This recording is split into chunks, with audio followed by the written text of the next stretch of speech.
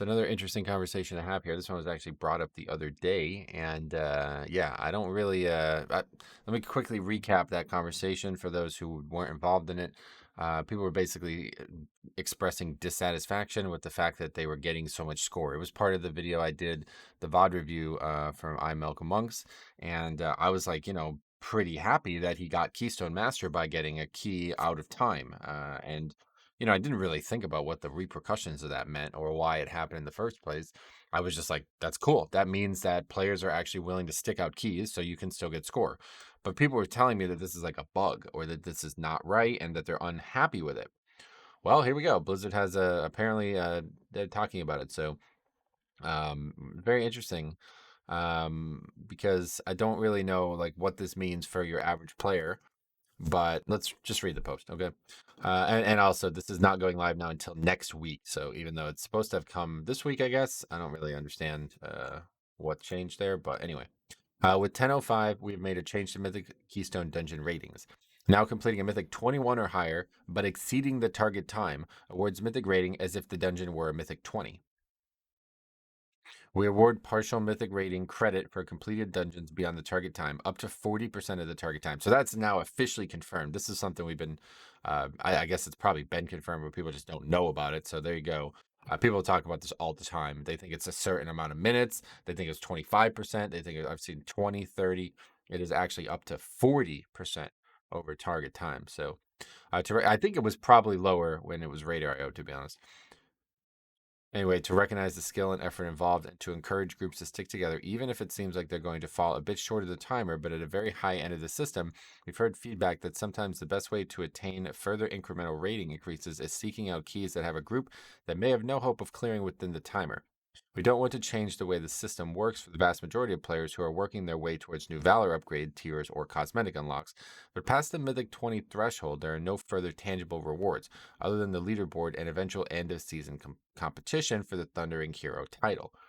The goal of this change is to ensure that the way to climb the leaderboard and earn a title meant for the best Mythic Plus players in the world is by successfully completing dungeons within the allotted time, without negatively impacting the majority of players using the system.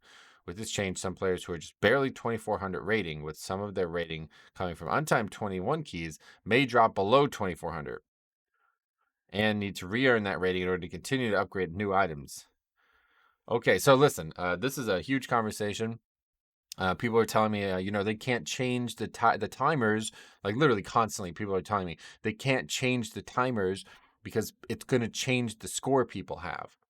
So they can't do that, even though they literally have done it in previous seasons, all expansion and Shadowlands, no problem. You can't do that, right? But they're gonna do this. Okay, so we know that's not true now. That is an aggressive change in the middle of a season. In the middle of a season, but I want to reiterate this part of it because I think this is very, very, very crucial. At the very high end, we have heard feedback that sometimes the best way to attain further incremental rating increase is seeking out keys that a group may have no hope of clearing within the timer. We don't want to change the way the system works for the vast majority of players who are working their way towards new Valor upgrades, but past Mythic 20 threshold, there are no further tangible rewards. This is a very, very, very, very big change to the game, honestly, especially in the middle of the season. And I frankly don't know why they would do it now. But we will see because I'm very interested in understanding more about what their goals are and simply just seeing how it plays out.